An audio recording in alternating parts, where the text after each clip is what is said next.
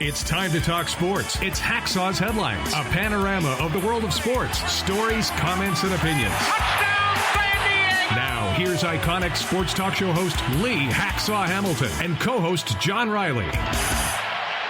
Who wants to talk sports? We do. Good afternoon, everyone. This is Lee Hacksaw Hamilton, along with my co-host, John Riley. We welcome you to our Monday bonus podcast from our Dixie Line Lumber and Home Center studios in San Diego. John, we got an hour of conversation. We got a ton of topics on the table. And boy, there are some hot bullet points that we're going to discuss. How are you? I'm doing okay. I mean, it's hot out there. I think I'm getting ready to turn the page on baseball. It's hot and heavy with all this conference realignment, so there's a lot to talk about. Before we get started, for the people joining us on the live stream who've never sampled what we do with Bonus Monday and the regular podcast on Thursday, explain to them how we open the doors at the end of this podcast this afternoon for what we call Fans Forum. Well, you can get involved in Fans Forum. All you have to do is drop your take, your question, your comment in the live chat on Facebook or YouTube. If you have a question or comment for Hacksaw, that's how we can get you involved. And we'll go into the Fans Forum segment at the conclusion of Hacksaw's Headlines. And a reminder, if you like sports, you need to sample my website. It's leehacksawhamilton.com. You get the best 15 minutes in sports radio. You get Hacksaw's Headlines. You get my one-man's opinion column. And you get the chance to take part in Hacksaw's mini poll. Sample the website anytime during the day. By the time you wake up in the morning, they're all fresh pages. You like baseball, we cover it. You want to know what's going on around the NFL, you need to check that out. We got hoops, we got hockey puck, we got soccer. You name it, I write about it, inviting you to read it. And by the way, if you like what we're doing, give us a thumbs up, give us a 5-star rating. We're glad to have you along. Before we start the Monday bonus podcast, our podcast is brought to you every day by Dixie Line Lumber and Home Centers. Fix it, build it, enjoy it. You're doing projects. There's 9 Dixie Line locations here in San Diego County. John, where do you want to start? Okay. I think maybe that Dixie Line tagline, fix it, build it, enjoy it, does it apply to the Padres? I mean, I'm not sure here. This has been an absolutely rough weekend. Oh, that's a mean headline that you posted there. Have you lost confidence in the Padres? I don't think they've lost confidence in the Dodgers. This is just really hard to believe, and I guess I'm tired of talking about it. I think the fans are probably tired of hearing about it, and I know the players don't have any answers for it in the clubhouse. Please explain to me how you lose 2 of 3 to an Arizona Diamondbacks team that had lost 9 in a row and had lost 27 of 32, and you lost 2 of 3, much like you lost to the Royals, to the Pirates, to the Nationals, in what's just been a recycled story on a week-by-week basis. Padres get the first-place Orioles. That's hard to believe. First-place Orioles with, 73 wins, best record in the American League. Padres stumble into this thing having lost 6 of 7. I mean, there's all kinds of appalling statistics that we talk about.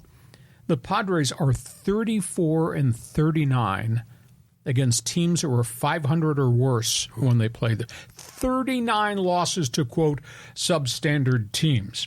And, of course, we have the extra inning number. Padres are 0-10 with extra inning games, 6-19 in one-run games, 2-49 in games in which they trail in the 8th inning. Been shut out 10 times. And if that's not enough bad statistics, the guys that came here at the trade deadline, Choi, Cooper, combined 2 for 31. And then you add into it Rich Hill, ERA, just under 13. Scott Barlow, ERA, just under 12.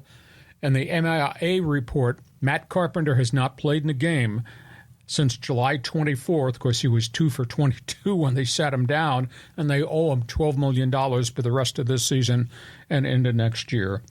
And I'll raise this question. We have a manager that continues, I think, to make in-game mistakes.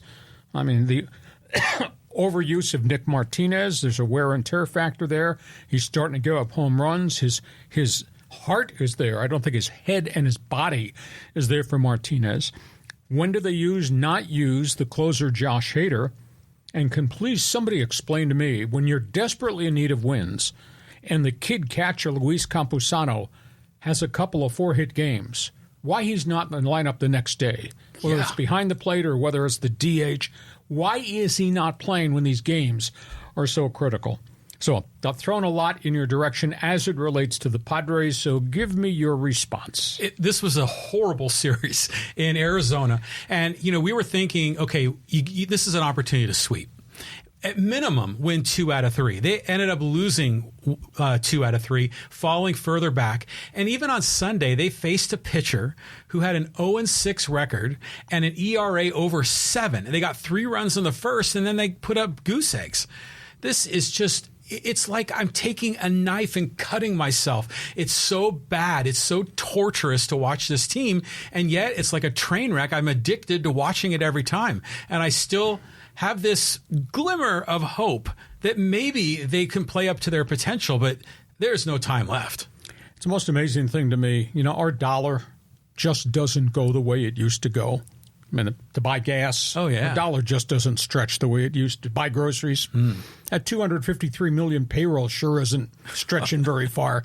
How could a franchise with these kind of name stars, that kind of payroll, be so pathetic on a consistent basis against substandard teams? It just blows my mind. And the manager, we sure given him a lot of rope. He sure seems about ready to hang himself. I mean, can you explain to me the misuse of Campusano? Well, maybe your speculation is right. Maybe A.J. Preller and his analytics guys are telling Melvin what to do because there's something going on behind the curtain that we don't understand. I don't know if it's chemistry in the clubhouse, if it's the relationships with the front office, but it just defies logic what's happening with this team. Okay. So from that, the other question, as it relates to the Dodger logo, nobody's lost confidence. I think this kind of surprises people. Dodger Blue has won 12 of its last 13. Dodgers are 71-46, John. And a chunk of this is without Kershaw and without Julio Urias being what he used to be and with a bad bullpen for about a 30-day period and no shortstop and a bunch of guys in massive slumps, not named Freeman and Mookie Betts, have carried this thing. I mean, the Dodgers, could you ever imagine the Dodgers would have a 15.5-game lead over the Padres in the standings? Yeah, no way. I mean, we figured this would be a competitive year for the two teams. They'd be neck and neck, but not 15.5. So, and we got 40-plus games to go in the season. We got half of August. We've got what's left of September into the first week of October. It's amazing. It's mind-boggling to me, to the point I want to say, gee, I can't watch this anymore because I can't tolerate this anymore because it never changes. And I don't want to hear any more rhetoric from the Padre clubhouse about, read the back of my baseball card. Well, damn it, we are. Look what the back of the baseball card is going to say about this Padre team if you don't get to postseason like you did a couple of years ago when you choked the thing away. So, boy, it's not right. And I don't know if it's bad chemistry, bad baseball decisions, whether it's interference. It's not right. Hey, you're a Padre fan, jump on Fans Forum and just express an opinion on our live stream broadcast. Hey, Hacksaw, I have one Dodger question for you. Do it. Okay. What's your take on Seth Lugo complaining that the Dodgers were stealing his signs or stealing pitches? Last I checked, stealing bases is allowed. Therefore, I think stealing signs is allowed. Now, using video, electronics to steal signs, a.k.a. what the Red Sox and the Astros did, that's against the law. Mm-hmm. But if you're not smart enough to hold the ball in the glove while you make the adjustment before the pitch, if your catcher's not smart enough how to shield the signals he's giving or use PitchCom, then it's on you if you're getting sign stealing. I understand pitchers can tip off pitches.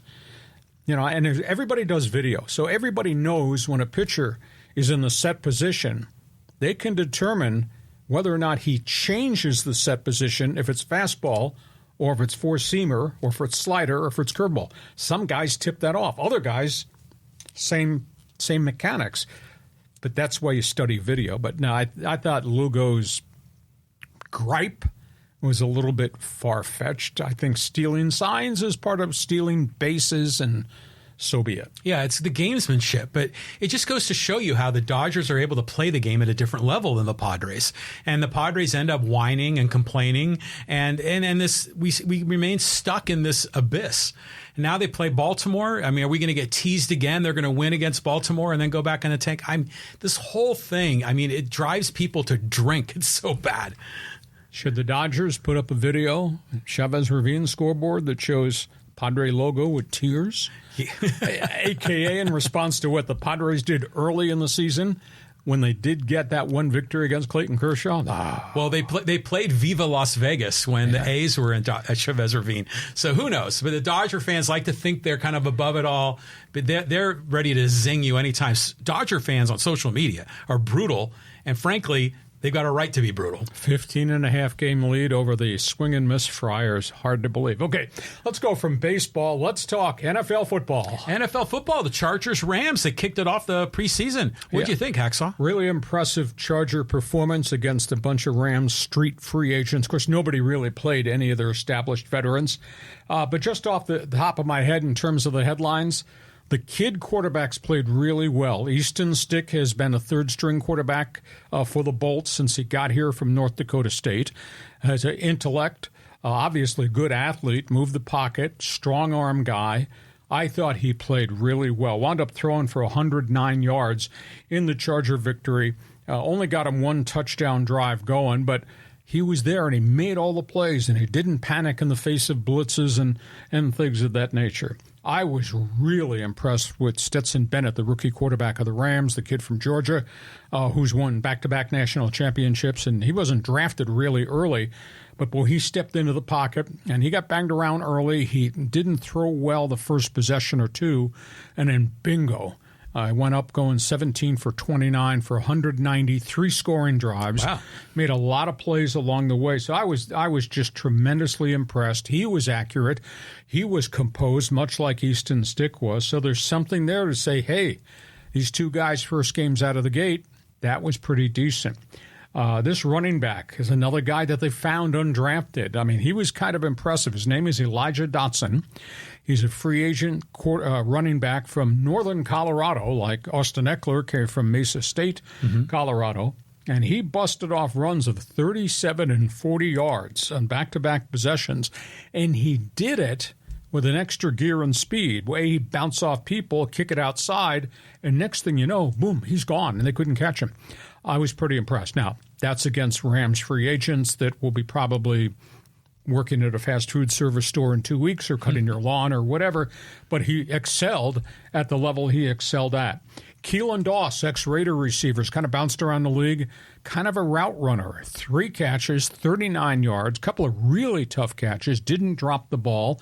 I thought that was cool. Number 1 draft pick, Quentin Johnston, touchdown pass on a mismatch down on the goal line.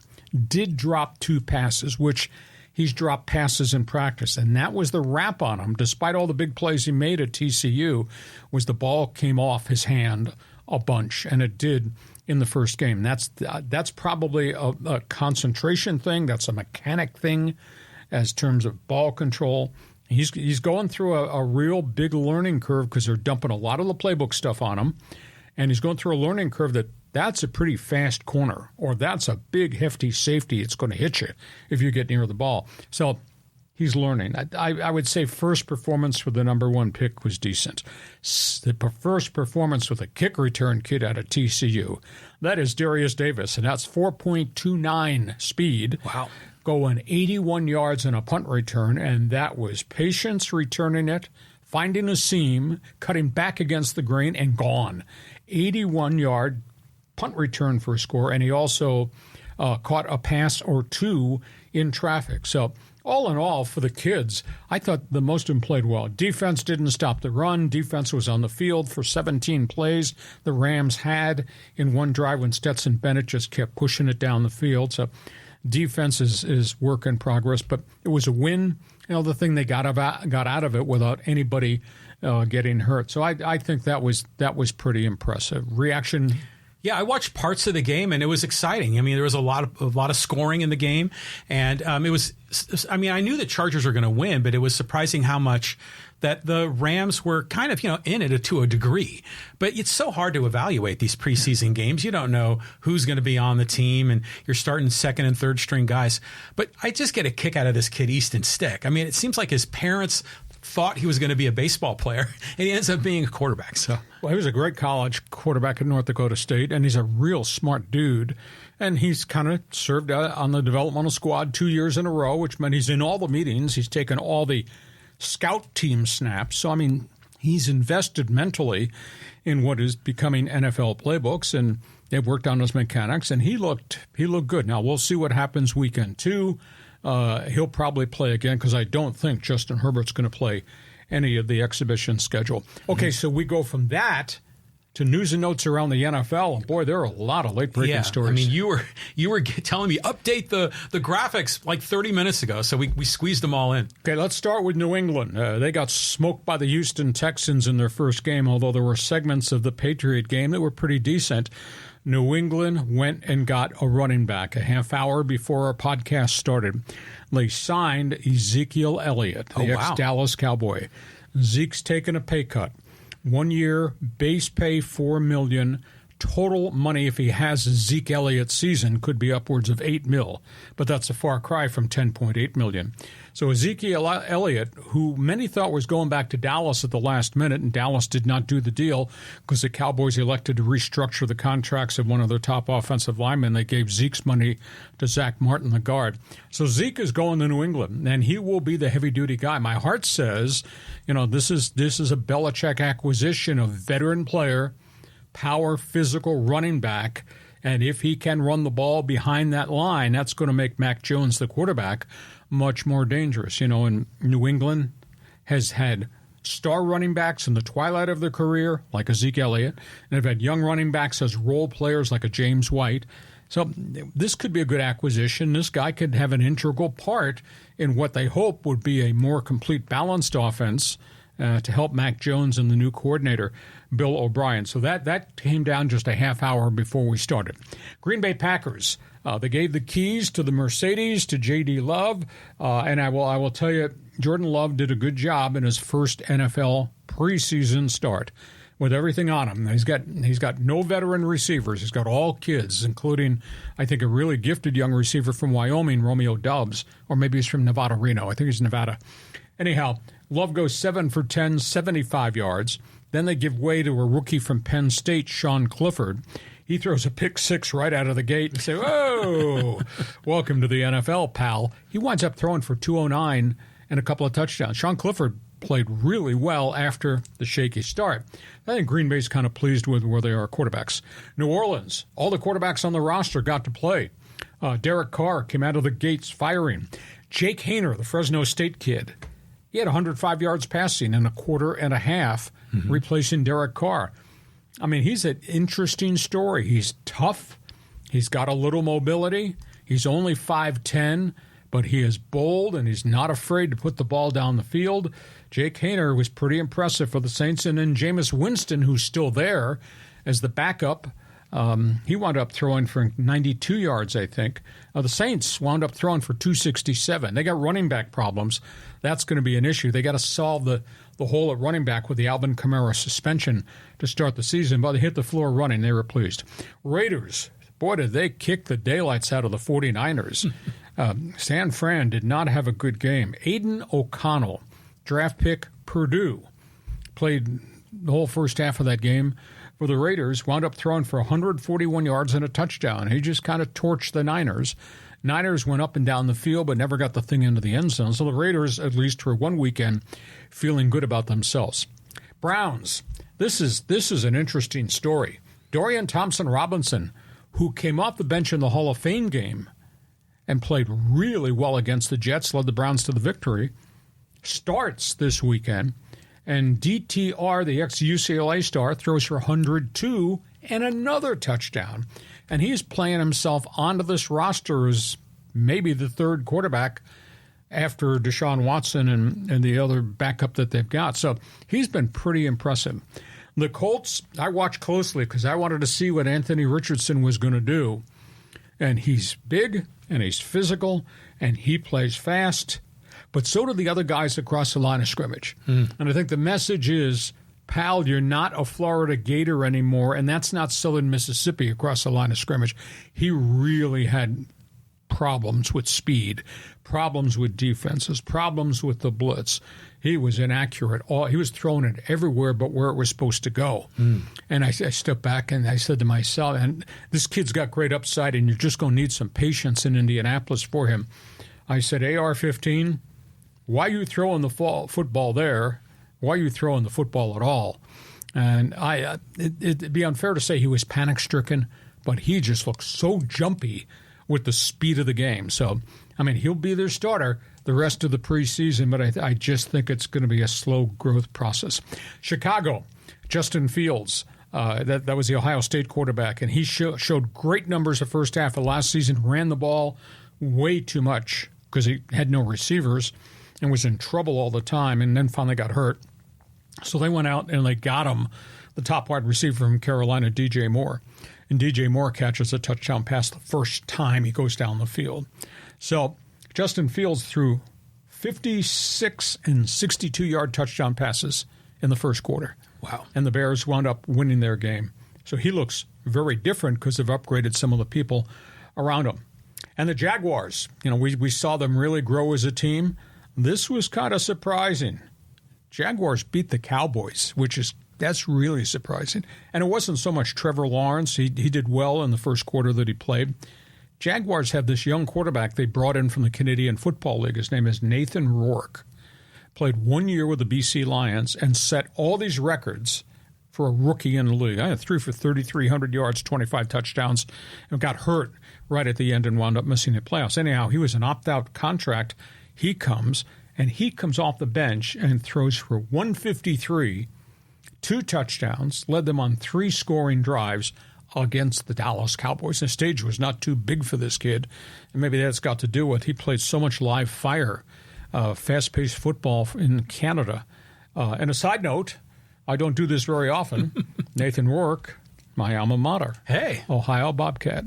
So he really impressed a lot of people because he was doing it against the Dallas Cowboys. So those are news and notes headlines around the NFL. Your response to Zeke going to Foxborough and whatever else you want to talk about. Well, so, yeah, Zeke going to Foxborough is kind of expected. Belichick does that a lot, getting those veterans, whether it was Seau and Rodney Harrison or, there's been a bunch of guys that have gone over there and had success in the tail end of their career. But I love seeing all these new kids, and I saw some of Jake Haener in the game, and boy, he looked tiny out there, but he was making it happen, and he was making things go. It's just interesting to me in every sport how when you go up a level, in this case from Division I college football to the NFL, how the game is faster, more physical, everyone's bigger, and these young kids, some have the mental ability to adjust and go to that next level, and others get overwhelmed. And we see that in every sport, but it's going to take these NFL quarterbacks, these young kids, probably into the season until they can kind of relax a bit. On we go. We got one other topic here before we get to halftime. Boys, a lot of stories off the field that aren't very good. Yeah, so here we go. So this is kind of a bunch of sports, a bunch of names, people in the news. This is a really sad story. We do remember the movie The Blind Side. Oh, yeah. The life and times of Michael Orr, who #1 draft pick Baltimore Ravens, had a pretty good 9-year career before it was ended by concussions, and the fact that he came from a terribly broken home and was adopted by a family in Memphis and became a star at Mississippi and wound up being a #1 draft pick. He has filed a lawsuit against the family that raised him when they took him in at age 18 rather than let him live on the streets, and he became a football star. He's filed a lawsuit against the Toohey family.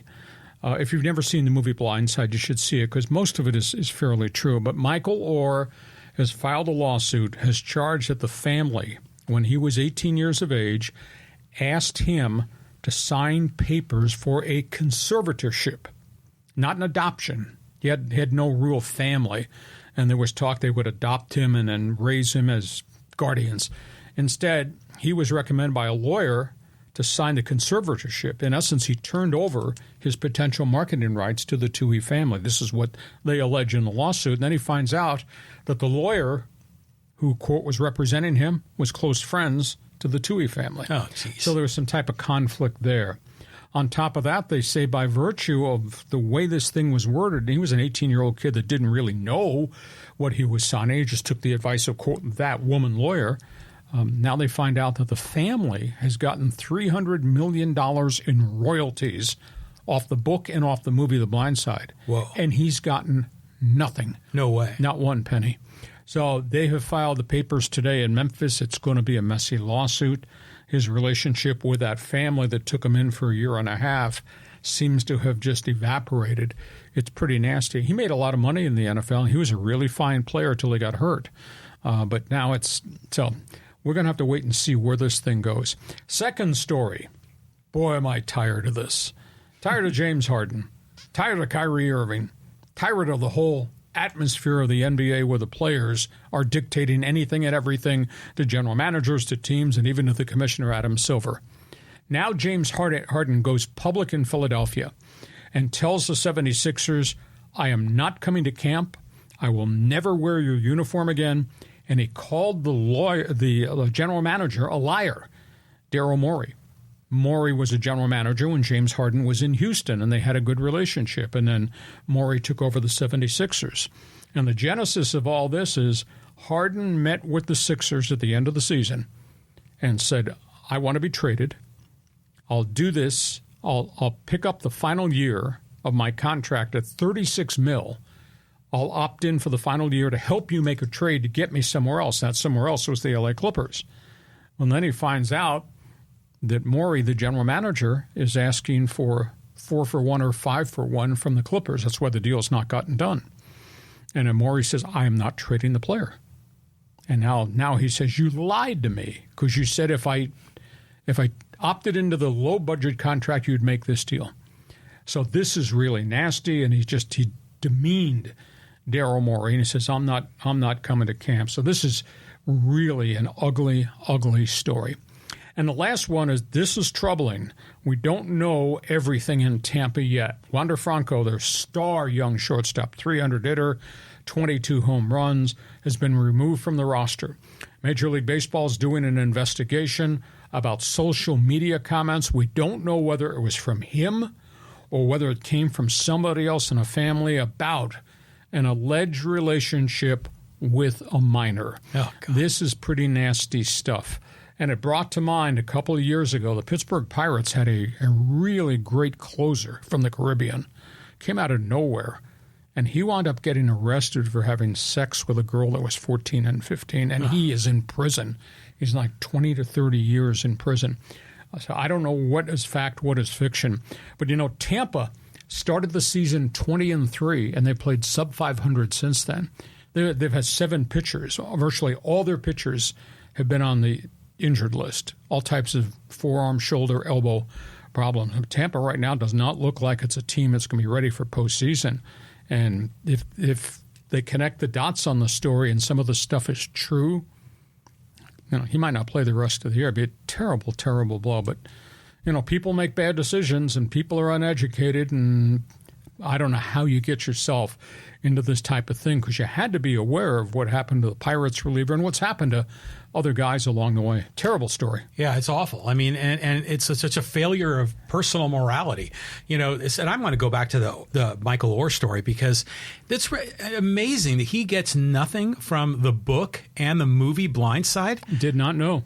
I mean, the whole thing was based on his life. Exactly. If anybody's entitled to it. But so here you see that, was it the Tuohy family? Is that what they're called? Yes. Yeah. I remember seeing the movie. That was like, 7-8 years ago. Great movie. Oh, it was amazing. Great story, uplifting. And, they kind of, made it seem like the family was rescuing this kid out of a tough situation, poverty, bad family life. But the kid ended up getting screwed over. And it's just so frustrating. And gosh, every podcast, Lee, we talk about some of the things that are going on between the lines, but so much is going on outside the lines that I mean, it's incredible what some of these athletes are, the messes they're getting into. In some cases, self-inflicted, like Wander Franco. In other cases, they're just victims of bad people. Well, we don't know the depths of what happened. We're not, just because they're alleging it does not mean it actually happened that way. But this is going to lawsuit, and it's a terribly sad story. And he was offended right in the beginning when the movie came out, because he was portrayed in the movie, and I interviewed the actor that played Michael Orr in the movie. He was portrayed in the movie as being uneducated and stupid. And he says, that's not me. Yes, he went to 11 different schools because he kept getting moved from foster home to foster home, and he had no father, and his mother had a drug addiction, had 11 kids, and they were scattered everywhere. But at the end of the day, he's indicated that I was asked to sign this document. I was an 18-year-old. I had no knowledge. I trusted the lawyer. I found out who the lawyer was later, and I find out the wealth that was generated by the book that the Tuohys are the ones that created, and then by the movie that they were part of. He says, I'm not getting any of that access. And the bottom line in the lawyer's statement was, there would be no blind side were it not for Michael Orr. Yeah. So I'll be intrigued to see when this goes to trial, if this goes to trial. Hey, we get to halftime, our Monday bonus podcast. Hope you're enjoying what we're doing. A reminder, our podcast is brought to you by Dixieline Lumber and Home Centers. Fix it, build it, and enjoy it. Get summer project savings at Dixieline Lumber and Home Centers. Power tools, paint, doors, windows, decking, outdoor lighting, patio furniture, and more. Check out the great monthly ad promotions. Go to their website, Dixieline.com. 9 different service centers here in San Diego to serve you. Like we say, Dixieline, fix it, build it, enjoy it. And John, before we go to the second half, our Monday bonus podcast, refresh everybody's memory about what we're making available to all those on live stream right now. The Fans Forum right at the end, and a reminder about how they can subscribe to all the unique things we do every day of the week on our YouTube channel and all the other platforms. Yeah, so you can subscribe wherever you get your podcasts for the audio-only feed of this. But, Lee's on YouTube and Instagram and Facebook and Twitter and TikTok and Threads, and all the content's up there. So wherever you go on social media, look for Hacksaw, like, follow, share, and subscribe. And the Fans Forum, I mean, this list is already loading up. But here's Alejandro and Joey and Coach Dude and Octobert. Brian is in this list. John. I mean, there's Beto. So there's a lot of guys that want to get involved. You can get involved too. Just type your question or comment for Hacksaw in the live chat on Facebook or YouTube. And a reminder, we want you to share. Tell everybody what we're doing with the podcast, what we do during the week, and what I do on my website. You need to check the website. You're a sports fan? No excuses accepted. Sample what I write on my website. I think you'll tell me this is bleeping brilliant. Go to the website, LeeHacksawHamilton.com. Second half begins, and we will talk about something that's really hot. Everybody wants to talk about what's happening in college football. Yeah, I mean, everyone seems to have an opinion on this about what should the Pac-12 do, the Mountain West. So you got some late-breaking news here, Lee? Yeah, let's talk about the PAC4, which is all that is left, and what's transpired there as it relates to other schools. In the headlines of the PAC4, there had been conversation about Cal and Stanford, what's going to transpire. Atlantic Coast Conference held a day and a half worth of Zoom calls at the end of last week, and there were hours in which it looked like, bingo, they might be taking Cal and Stanford from the West Coast. Evidently, 7 schools spoke out against doing anything out on the West Coast. 4 of them voted when they had a straw poll, and they needed those 4, and so it's not going through. Those conversations have ceased. Meanwhile, speaking of the ACC, they got a fire in their backyard. Tomorrow is the deadline for Florida State to make a decision. Are you staying in this conference or are you going to leave? Seminoles over in Tallahassee have been barking for weeks. We don't like the media contract. It's substandard, etc. Because Florida State's not what it was in the Bobby Bowden era. But they have a Tuesday deadline. They have to inform whether they're going to leave, pay the exit fee, either go be an independent. The rumor on Tobacco Road right now is if Florida State exits, the Miami Hurricanes are going to exit. and they would join hands, and they would go to the SEC in Birmingham and say, we're here, we'd like to be a member, will you expand? Now, nobody knows whether the SEC is Greg Sankey, the commissioner, is ready to do that or not. So the ACC's got a problem in the backyard here, nothing to do at all with Cal and Stanford. You know, what's going to happen with the PAC4? We talked extensively about ideas that were presented last week. Over the weekend, on Saturday, the PAC4 hired longtime college administrator, former NFL scout and executive to a degree, former star quarterback Oliver Luck.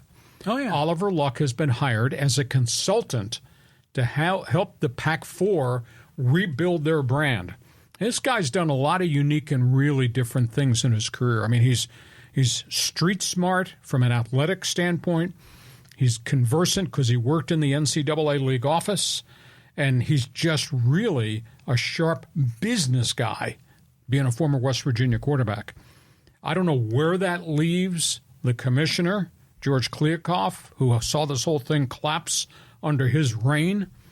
The only words I can use about George Kliavkoff, with them hiring Andrew Luck to come in the door and be the point man, George, good night now. I think there's a big issue there. And then this morning, the new president at Oregon State University wrote a letter to the other three presidents that are still there, and he urged and preached unity. 4 schools stay together. Oregon State, Washington State, we're banded together. CAL-STANFORD evidently have linked at the arms. So we got 4, and the Oregon State president of the opinion, stay with us. We will work through the setbacks that we have had. So put a lot of college football stuff at your front door, pick and choose. Well, it's incredible how these conferences are all blowing up. I mean, this is going to get to a point where we have 2 conferences or just one big conference. I mean, that's amazing about Miami and Florida State maybe ejecting from the ACC. But I still have a hard time figuring Cal and Stanford would want to go to the ACC. I mean, because you would talk about football, it might make sense, but for all those other sports, and Stanford has the most sports, I think, of any university in the nation, and they'd be sending them all the way back to, Tobacco Road. I mean, that would just be silly. So, I mean, it just seems like they're not structuring all this logically. I mean, sure, they're chasing the money. I get that. They're entitled to do that, but it's creating this bizarre framework for the sport. I think the sport's out of control. Last week we had the story that this is one of the most detrimental things that has happened in college football. Well, I don't know if you rank it the worst, because the NIL and the transfer portal is pretty bleeping bad, too. I just don't know how they're going to solve it. If I'm in Colorado Springs on a Monday night, I'm just really worried that the PAC4 has come up with his money and go to San Diego State and go to Boise and go to Fresno and go to Colorado State and say, we will pay 50% of your exit fee to get out of the Mountain West right now. Because if somebody walks in the front door in Colorado Springs and says, here's the check for $34 million, I'm exiting at the end of this 24 season. They can't do anything about it. That's in the bylaws. But if I'm the Mountain West, now I'm freaked out. Am I going to lose my top 4 schools? And what does my conference look like if the Aztecs and Boise and Fresno and CSU's Rams defect? All of a sudden, the Mountain West kind of resembles do you remember the waning, dying days of the old Western Athletic Conference? Oh, yeah, I remember those days. Yeah, I mean, that was pretty messy. So, you could, there's no doubt that the Mountain West would have $68 million new money found with the exit fees. But are you going to really improve your product if you go to Las Cruces and get into Mexico State? If you go across the border and get UTEP? What tradition is that? And, you can conduct a raid to go to the Big Sky and maybe get their 2 best schools, Montana State. But understand that the 1AA guys, or the FCS as they're now called, they don't grant 90 scholarships. 1AA scholarship totals 65. So can Montana State, which have really good programs and a nice heritage in the Big Sky, can they fund their school to 90 scholarships? And the other sidebar angle to this whole story is, what the hell do the New Mexico State Aggies, the UTEP Miners, Montana Grizzlies, and Montana State Bobcats, what do they bring to the Mountain West? What's your conference going to look like? That's what all of a sudden looks back to me, and it's like the old WAC. That's where we are. It's incredible because the loyalty is out the window. Yeah. And thank you, USC, UCLA. This is at your front door. Yeah. Oh, yeah. I mean, you can roll the clock back earlier. I mean, Texas A&M bolted, right? And then the Nebraska and Missouri. But I just think of, it wasn't that long ago, like a week or two ago, that Utah and Arizona State, man, we're going to stay together. We're going to keep this thing together. And then they flipped like in a couple hours. Well, when they saw the Apple TV proposal that Kleofkoff presented at the President's Council, and Oregon said, no, we're not signing that. We're not signing a $20 million a year deal, which is less than we're getting now. And we're not signing a deal that says, well, if our subscriptions go up, you'll get bumped up more. No, we're not doing that. And next thing you know, within an hour, Oregon was out, and a couple hours later, Washington was out. And by nightfall, the corner schools were out, and we're left with the PAC4. So it's a really bad situation. Speaking of the byword bad, flip this question on for everybody. Iowa State, man, you broke the news a couple of weeks ago. It's new development, eh? Yeah, it's growing. I think the correct term I used was tip of the iceberg. Yeah, you did. If they're gambling at Iowa State, and there were inclinations that the same junk was happening at Iowa with the Hawkeyes, if it's those two, it's other places, and I'm sure we've not heard the end of the story. 4 top players at Iowa State removed from the program. Quarterback, running back, defensive end, I think defensive tackle. The details as of this Monday podcast, over almost 1,900 bets totaling $15,000 in a 2-year span by Iowa State players, including bets on their games they played, bets on games in that conference, bets on college sports here, there, and everywhere. 4 have already been removed from the program. I think where there's smoke, there is fire. I hate to use that term as it relates to what just happened in Lahaina, Hawaii. Yeah. Iowa's got at least 4 more players now that they're talking about, and all of a sudden Kirk Ferentz is using the phrase integrity of the program. Well, I just think this is the tip of the iceberg, and these kids have money. These kids obviously have access to place bets. These kids might be addicted to this, but 1,700 bets in a 2-year span from 4 Iowa State players. Yeah, that's a lot. But if it's happening at Iowa State, it's got to be happening everywhere. You think? To some degree. So then imagine if you're a kid playing at, ball at some school. I pick any school at random, and they're gambling, and they see this news. Do they get scared, or do they change their behavior, or do they think no one will ever get me, I'm above it all? Because all these kids have gone through life being prima donnas, getting everything they wanted through high school. So this is amazing. I think you said it's the tip of the iceberg. We're going to hear a lot more. Bad story. Speaking of money, let's talk soccer. Corner kicked me a couple of questions here. Yeah, so you're talking about the league getting started here. This is an exciting time. Well, it's the opening of the English Premier League season this past weekend. We're headed to the semifinals of the Women's World Cup starting Tuesday at 1 a.m. and then Wednesday with the semifinals. Let's kind of run through the laundry list of hot stories. If you're a soccer fan, we talk about this all the time. Kai Mbappe, who 2 weeks ago said no to Saudi Arabia's crazy money on a split deal with Real Madrid, then opened talks with Real Madrid. This weekend, I'm led to believe Sunday, reopened talks with Paris Saint-Germain. So love me not. I'm not sure where he's going to go, but all of a sudden, PSG is evidently laying more money on the table that they want to retain him. They have to retain him because they just lost Neymar.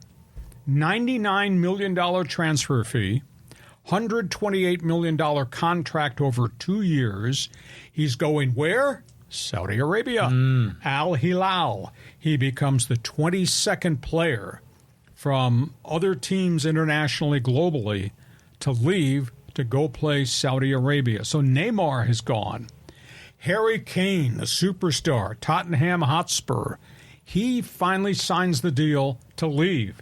He's going to Bayern Munich.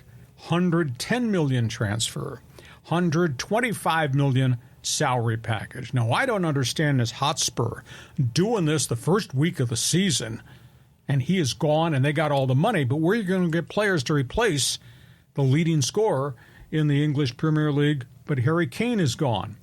We found out this morning the Saudi Public Investment Fund, that's been spraying money globally for all the sports, they own 4 teams in that Saudi league. That's why there have been 22 players from the English Premier League and other leagues in Europe that have gone to Saudi Arabia, and they're signing with the 4 teams that the PIF owns. It'd be like if there was the Saudi Public Investment Fund owned 7 teams in the American League in baseball, and they're signing all these players to place them on those teams. And there is no, quote, salary cap in Saudi Arabia, so the money rules. A couple of other notes.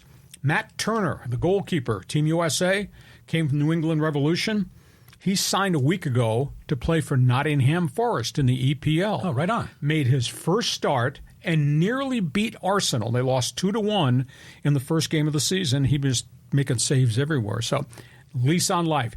He was a backup who was supposed to be part of Arsenal a year ago, didn't get much chance to play, but he grew as a keeper in practice and all that. And now he gets signed by Nottingham Forest, so he played very well out of the gate.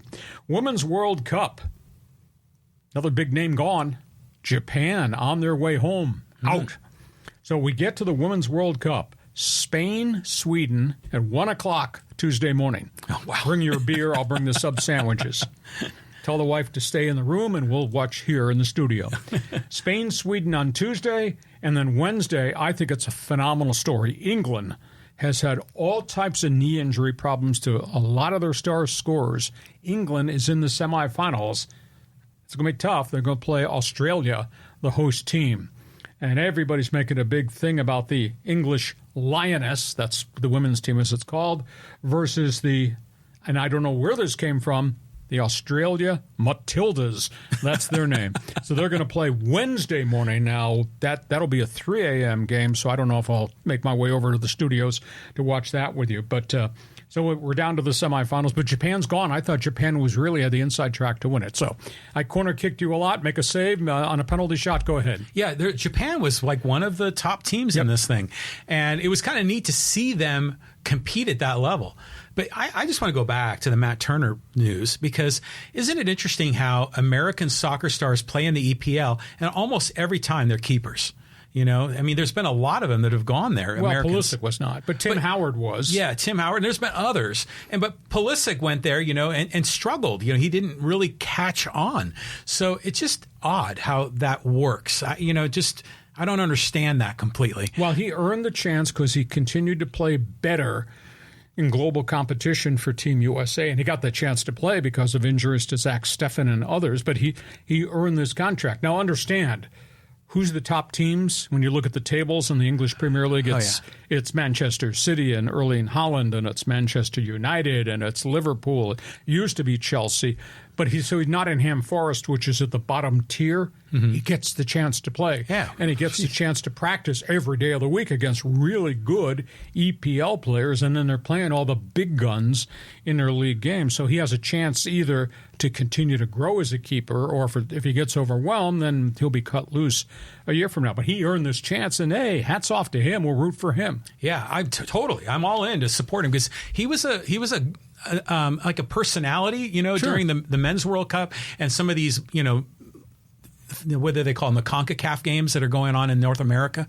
But, you know, even Zach Steffen, I think he's an American as well, and he was on Man City for a while. So it's just all these American keepers. It's just interesting how that works. But I also want to comment about the transfer fee, because that seems like that's unique to international soccer, because we don't have anything like that in America. Well, we have free agency, but this is unique. The club selling the player gets a transfer fee from the Saudi team, if you will, talking about Harry Kane, and then Harry Kane gets a 2 or 3, sometimes a 5-year contract. But, you know, this is Saudi Arabia's got the PIF fund, and they just keep writing checks. And they don't care about how it impacts the English Premier League or what's going on in Serie A in Italy, what's happened in Spain, La Liga. They don't care about the competitive balance when they're ripping all those players out. Those players have a right. Mm-hmm. But to me, maybe I'm old school. I'd find it hard to believe that I could accept that money to go play in a country that treats people the way they treat their people, be it women or be it the lesbian community, and has the politics it does. And again, it all spins back to LIV golf and blood money. So I don't know. If they offered me that kind of dough, I'd have to look at it and say, I don't know that I could do that just based on who you are writing the check. Your response. Yeah, I mean, you have to have a certain moral code. Now, the issue, though, is that are the people that are employing these athletes in Saudi Arabia, are they necessarily bad guys? Or are we just using kind of an umbrella for the whole regime, the Saudi regime? So it's tricky. But, money talks. People walk. Yeah, so they're going for it. It's something. But, the other just came to me, the transfer fee thing, that works with Major League Baseball in Japan, right? It's the same thing. The posting system. Okay. For a player developed in Japan that wants to come here, if they're not an unrestricted free agent, if you're 18 years of age and you're signed to play in Nippon League, you can't come here, I think, till maybe you've been there 5 years. And then to come, the MLB team that wants to bid has to post a fee that goes to the club, and then you negotiate the contract with the player to bring them on board. Now, the rules change a little bit. If you're an 18-year-old who's never signed a pro contract in Japan, you can come without a payment. Oh. It's really different. Or if you're a 25-year-old player who's played and your contract is up and there's a star outfielder, I think his name is Jun Lee, who's been hurt. He was hitting 340 when he got hurt. He'll be beyond that 25-year threshold. He walks out the door in Japan's already indicated, I will negotiate. There's no posting fee for him because he's been in the league for a period of time. Each of the countries abroad has a different set of financials to get a player. Mexico strangles their guys. You can't get players out of Mexico because the fees are so high. Japan lets them go with a posting situation. Korea and Taiwan are a little bit different. Cuba is, if you get off the island, you get a chance to get a contract. Of course, every club now has an international slot of amount of money that you can spend. You can't go over that international slot. So it's a very different way to do business. Yeah, all these are global games.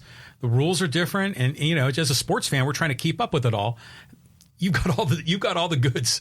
I can't balance my checkbook, but I can tell you about posting fees and the rules and the regs. Your wife must love that. Listen, hope you're enjoying our Monday podcast, bonus coverage, if you will.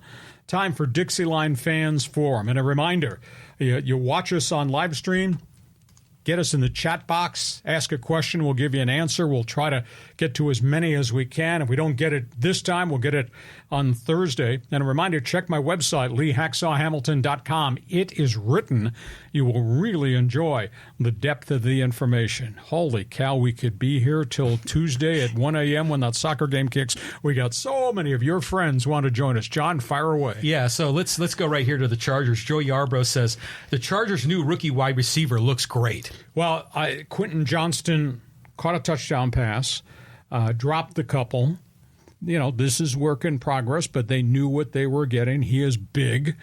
He might be the heir apparent to Mike Williams. Somebody is going to leave at the end of this coming Chargers season because they got monster salary cap problems. But let's keep him on the field. It's interesting. Josh Palmer, who had a great season last year, got hurt last week, didn't play this game, was back on the field today. John Hightower, a 6'4 receiver that's kind of come out of nowhere, ex-Philadelphia Eagle developmental squad guy. He's kind of pushed his way into this. The guy's in the biggest jeopardy is Jalen Guyton, who was a speed guy who missed all of last year with a bad knee injury. I just don't know he's going to make this roster because these other guys may push their way on. But, Quentin Johnston's got to grow into the position, and he's a great athlete, but it takes time. I look at him, and I see a little bit of Mike Williams. I look at him, and I also see Vincent Jackson, who had a nice run with the San Diego Chargers when we really cared about the Bolts. Yeah, back in the day. But, Justin Herbert's just got to be so fired up with all these weapons to throw to. It's incredible. But, this kid, Quentin Johnston, did you notice that he's wearing number 1? Mm-hmm. And it just takes a lot of brass, to put number 1 on. He's got confidence. He's got confidence in himself. So just don't drop the bleeping ball. Don't drop the ball. So I'm going to be tracking this guy. He should be an exciting receiver. Yeah. And, again, guys get hurt. Guys get dinged up. That receiver core has a history of getting guys hurt, which means the younger guy then steps up. So this is a year-long academic process, I think, for the kid from TCU. Next question. Okay, here's a Padre comment. This is from Brian. He says, Preller is the problem. Change the culture. We get to the finish line, if there's no postseason game in October, accountability. And I don't want to hear from anybody about excellence. I don't want to hear anything about commitment to signing. You got to get to the postseason. And if they don't make it, John, this will be the second time in, 3 years that they've tanked this thing and it's gone away from them. And, the other piece of the equation, let's just say, so you don't have a heart attack, that they make postseason as a last wild card in. Mm-hmm. They're going to play maybe the Phillies. They're going to play the Cubs. Last wild card in plays all 3 games on the road, best of 3. Now, I said last week, if these dudes could get into postseason in a best of 3, I'd take that pitching staff. I'd take the bats that we have and obviously the closer in a best of 3.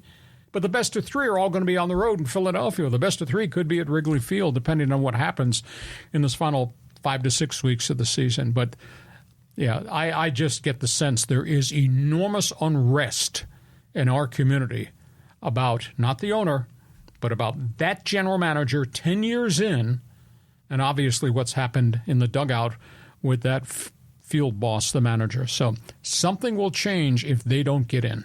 Well, let's just say hypothetically they don't get in and Preller gets fired. So would Seidler rebuild the whole thing? I mean, would he blow it up? Or he's still on the hook for all that money with all those players. You can't trade those guys, I don't think, unless you're going to trade Juan Soto and Scott Boras in one deal to get them out of here. And maybe you get a load of players back and somebody else runs them for 1 year and then has to deal with the super agent. But, Peter is a very loyal guy. And, I was stunned when he gave Preller the contract extension. Why would you do that? Haven't done anything yet. Yeah, they had the one in the COVID season. They had that nice year, but it was only 60 games. And you gave him a contract extension. It runs through, is he the 27? I think it is 27, yeah. Ooh, my goodness. Yeah. So, I don't know that Peter's going to blow the general manager out. But I'll say this again. And people say, oh, you're just firing cheap shots. I'm not. If you blow Bob Melvin out, are you going to trust that general manager to hire the next manager after he made mistakes on the last 3 managers, didn't interview Dave Roberts, and fired Bud Black? There's 5 issues right there about his past decisions. You don't trust that GM to get it right this time? Or am I being unfair? Somebody on Fans Forum, tell me if I'm taking cheap shots or am I just speaking the truth? If they blow out Preller, imagine the season ticket sales. They'll probably take a dive. You're not going to have 40 whatever consecutive sellouts. And then suddenly the financial model, they lost the Bally money, the financial model starts to crumble. And then Seidler is the guy, I don't know, he may be in a tough pickle here if this doesn't work out. Well, it's his money, his loyalty, his method of operation. Let's just see by the time we get to the first weekend of October what the temperature and the pulse of this podcast is going to be based on where they are in the standings. Okay, on we go. Another question. Okay, so let's go here to October. And he says, hey, Carr looked good, Derek Carr. Yeah, he did. And it's been a weird camp in New Orleans because they've been really working hard to get their star wide receiver, Michael Thomas, back on the field to have the good guy opposite the young kid from San Diego, Chris Olave. And they don't have Alvin Kamara now because he's gone with a suspension for this off-field stomping incident 2 years ago and have had injuries. They brought in Kareem Hunt, the ex-Brown and Chief, and I really thought they were going to sign him. They have not signed him. Indy brought him in. Indy didn't sign him, and Indy's got this mess with Jonathan Taylor. So they're not a complete football team. They do have a good defense. Dennis Allen obviously is cut from the defensive cloth of Wade Phillips, amongst others. So Carr will play well. It's going to be much like it was for Derek Carr and the Raiders. Does he have enough around him to help him? But, one preseason game with a veteran starting against a bunch of kids, I don't know that we can gauge a hell of a lot. But by the time we get the first week in September, we'll find out who's healthy, who's not in New Orleans. Yeah, I think I'm anxious to really find out how good Derek Carr really is, because he was in a bad situation with Vegas. I'm hoping he has success in New Orleans. And it just seems like they remodeled that Superdome. Yep. It's a big difference. So, if you're a fan in New Orleans, you're rooting for him. But we're going to find out, like you say, when September rolls around. I root for Carr. He's a good guy. He's got 7 kids. He's a stand-up guy. 7? Philip Rivers has 10. I know I was going to say it's close to him. So my gut feel is that Carr will be successful. The question is, will they have enough around him? because he's never had that with the Raiders because of just the mess of the defense and injuries and mistakes on player personnel. Next question. Next question. This is from Manny, and he says, what's your take on Nathan Rourke, former BC Lions? Jacksonville can't put him on waivers. I would assume he's probably going to be on the developmental squad unless there's an injury. Kid's a Canadian. I mean, it's really unique. Again, he went to my alma mater, Ohio U, and I'm a big Bobcat fan. And he was a Canadian and came here, and it's a very different game. You know, they play Canadian high school rules in Canada. That's 3 downs, pal. That's a 110-yard field. But he's a great athlete, throw and run. And he went to the BC Lions, and in 1 year, he just lit up the CFL. He took some heavy shots along the way. But kid's got no fear, and the kid has a real intellect. So I would assume he'll be the third quarterback and be on developmental. And, you know, you have to get him on developmental, you have to put him through waivers. But, you know, if the agent says the kid is not going to leave Jayville, so don't even put a claim in on the kid. Mm-hmm. And, of course, if you put a claim in on the kid, you got to put him on your active roster. So I don't think anybody's going to do that. So I think Nathan Rourke will be with Jacksonville in some form or fashion this year. Now, with the new rule where you can actually carry the third quarterback live as part of your 53+1 roster, maybe he practices all the time and he's the third QB if something ever happens to Trevor Lawrence. Well, isn't it great when you see these kids kind of come from, no offense, but not like a big-time school and played in the CFL, and then they figure it out. You know, the light bulb goes on and they just start, you know, winning. I mean, there's been so many athletes like that. I've got so many friends in Canada, media friends, and I don't understand why young quarterbacks who are always on the periphery don't go to the CFL. Now, I grant you it's a really hard game to learn, and it's got to be a different type of guy. You know, one of the ones that I thought was going to have success was our own Akili Smith in San Diego. Yeah. And he went up there and he washed out, and he was terrible. And he came back without a job. He was a Cincinnati Bengal draft pick. Didn't work out. And yet other guys have gone up there and have done really, really well. And you know, now, are you going to make $3 million a year in the CFL? No, because they got a much tighter budget situation.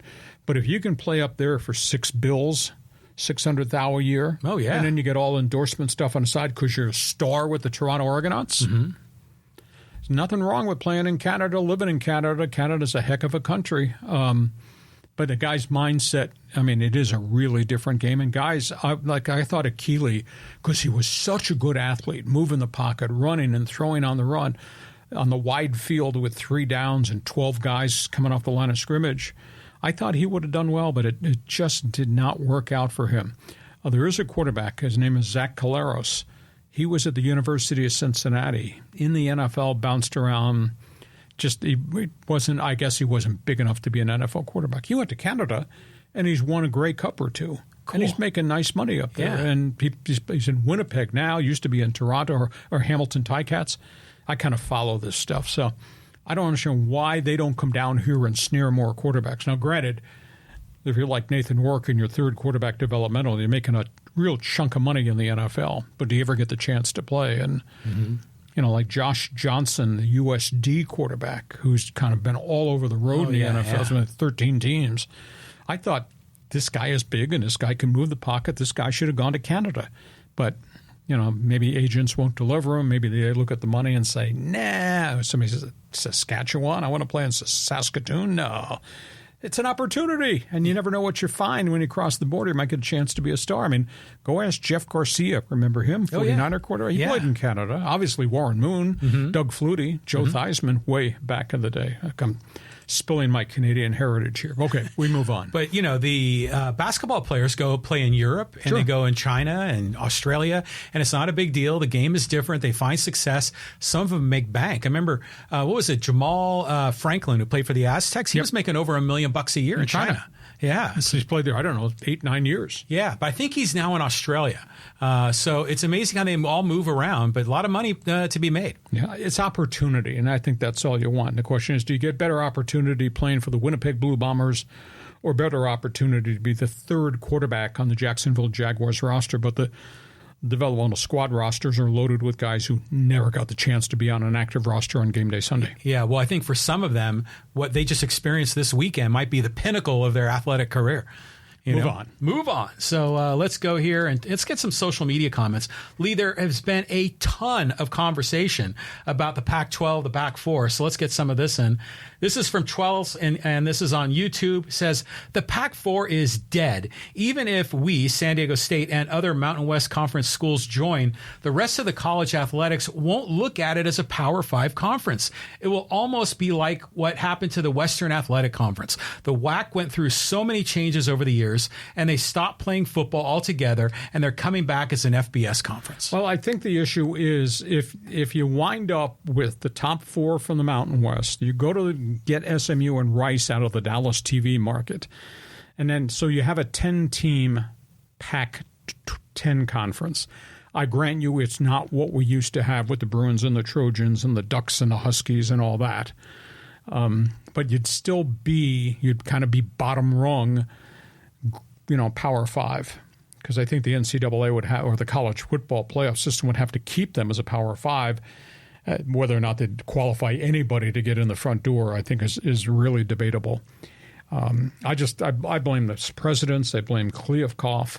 I blame the lack of loyalty for what's transpired. I still cannot get over what happened on Black Friday 2 weeks ago, and I don't think there's any true solution that elevates this group out here on the West Coast to what it used to be. And dominoes are going to impact what the Mountain West used to be. And Mountain West will wind up looking like the WAC, and that nobody wants that. No.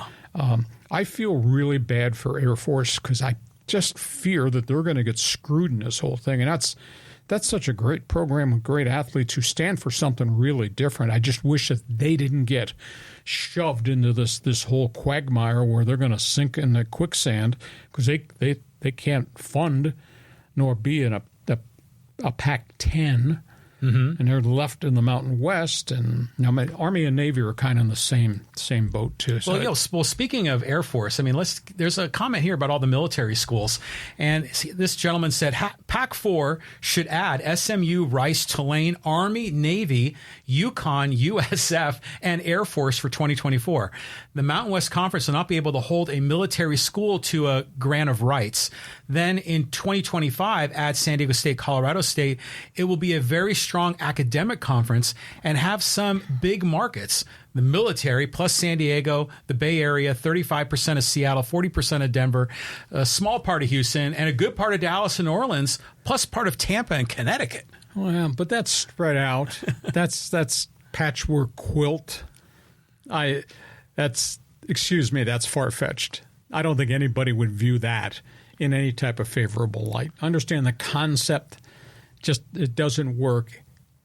In what comparison would you compare that conference that you just built for us on our podcast? How would you compare that to the SEC, the ACC, the Big Ten, or the Big 12? Doesn't work. Doesn't work for me. It's interesting to me that the military schools aren't all in a similar conference, kind of like an Ivy League sort of thing. But it's neat to have Air Force in the Mountain West. Sure. But yeah, they're going to be left on a street corner if this thing plays out the way everyone thinks it will. Yeah, and I don't know what the solution is. I mean, Army's out there, Naval Academy is out there, Air Force. They play each other in the Commander's Cup playoffs, but I don't know where they go. And that to me is a big issue because it's sad because they really – I've been at West Point, and I've obviously been in Colorado Springs at the Academy and been in Annapolis. Those are unique places just to be on campus or to be at a game or broadcast a game because what those people stand for. And so we got a ways to go before this shakes out with the entire 23 season, 24 calendar year to figure out where the rest of the dominoes are going to fall. A couple more here. Yeah, everyone is playing fantasy sports. They think they can build a conference. Let's talk Padres here. And this is from Travis. He says, it's funny how two of the big three, Machado and Soto, spoke after the meeting, the closed-door meeting, but Tatis was silent. Tatis seems to be the common denominator. He's a cancer and needs to go. How can an athlete that young be fatigued? He hasn't even played the entire season. Oh, Travis, you're awful harsh. A, I don't think he's a great interview. B, I'm tired of listening to Manny look at my baseball cards. C, Soto is reeling back what he said about guys given up. So, there's not a lot of spokesmen in that clubhouse, and I don't know if that's a team chemistry thing. I mean, since Musgrove got hurt, the clubhouse has kind of gone silent. It's a chemistry problem. It's probably a leadership problem. I think it's a front office interference problem. It all falls to the front door of A.J. Preller, and he's going to have to answer it sometime unless he's just going to continue to refuse to talk to the media, which is sad because I like A.J., and I've had a really good relationship with A.J. But at the end of the day, the word of the day, according to Sesame Street, is accountability. Yeah, for sure. But if there is a chemistry problem, then there's a leadership problem. And so, it goes to Melvin, it goes to AJ, and maybe that meddling that we all suspect is really happening, and that's what's causing it. But you look at Tatis, he doesn't seem like the same kid, before the suspension and the injuries. He looks like he's just kind of down a bit. But he's down a bit, but he's working hard at it. I mean, he continues to make plays. He continues to drive the ball on the button. Mm-hmm. He's not hitting right now like he was before, but everybody's been going through these ups and these down periods at home plate. Next question. Okay, let's get some NBA comments here. This is from Jeff talking about the Lakers. Anthony, quote, street clothes Davis. If you divide that annual salary by the number of games played in a given year, it's even more outrageous. Lakers front office should be fired. And somebody else emailed me and said, he needs that contract so he can buy more street clothes when he sits on the sidelines. Great player, great injury history. That's a problem. But, they got the money to spend. The players have earned the right to have max contracts, so therefore they get taken care of. It's the last kick at the can. It's the last gasp because he's got injury history. LeBron's got 200,000 miles on that body, and he's had injury problems in the last couple of years. And granted, they had a good offseason by locking down a couple of young guys that have earned whatever pay bumps they got. Got to stay on the court. If they can stay on the court, they'll be really good. If they get nicked because they're aged, then they won't be very good, and they'll be stuck with the contracts till it's time to these contracts to expire. Well, there were parts of the last season where AD was almost looking like he was asleep on the court. Was he healthy then, or what was going on? He was playing hurt for a while, and then he was out for chunks of time. Went back and I did research. Anthony Davis has missed 23% of all of his games in his career. New Orleans and L.A., phenomenal amount. Yeah. And I think the number I had a couple weeks ago we talked about, Anthony Davis missed 124 games in 4 years with the Lakers. That's a lot of missed things. Now, significant injuries, shoulder, back, calf. A calf injury took forever to come back, but you got to rehab because you don't want to tear it, foot and ankle.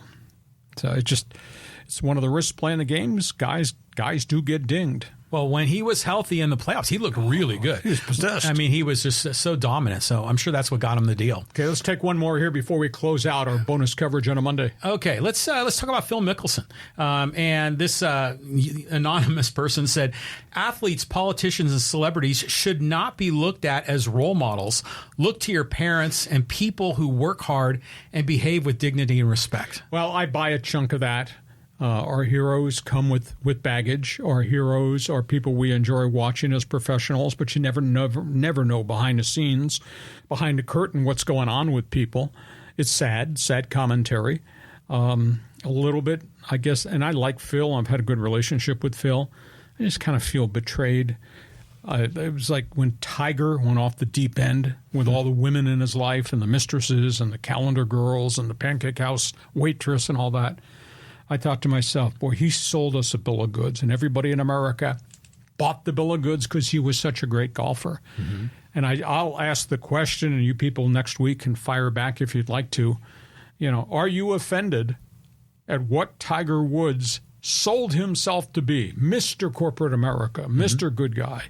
And then you find out he was a horrific womanizer, and you find out he was a terrible cheat, and you find out he was a drug abuser because of all the injuries, and yet he wanted you to buy my car, buy my gear, wear my clothes.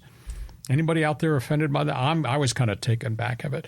Does not separate the fact that, God, he gave us a decade plus of just the most exceptional golf anybody could see when there's so many more great golfers now than there were when Arnie Palmer and Jack Nicklaus were marching up and down the fairways with the Golden Bear and Arnie's Army.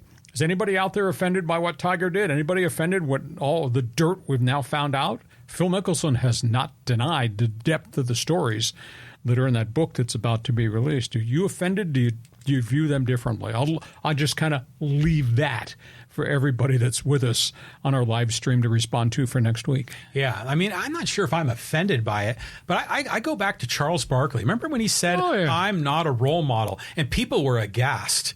But he was right. We shouldn't be looking to these athletes as role models. They're just entertainers, and they're really good at their craft, and we enjoy watching them. But, you got to use your brain to pick your role models based on, like this gentleman here said, their character and the actions that they take as a human being. But it just goes back to, you see so many of these athletes kind of going off the rails in their personal life. Just goes to show you there's a lot of crap going on in the world, and people are struggling with situations. They end up with addictions, whether it's drugs or alcohol or gambling, and here we go. I won't say anything about the fact that you bought a Buick because of Tiger Woods and you bought his golf clubs that are in the closet there. I saw them, so. That's not my father's Oldsmobile.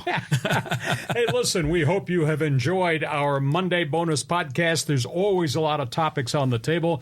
It's brought to you by Dixie Line Lumber and Home Centers. Fix it, build it, enjoy it.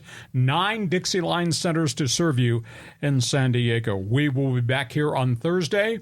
Check my website, leehacksawhamilton.com.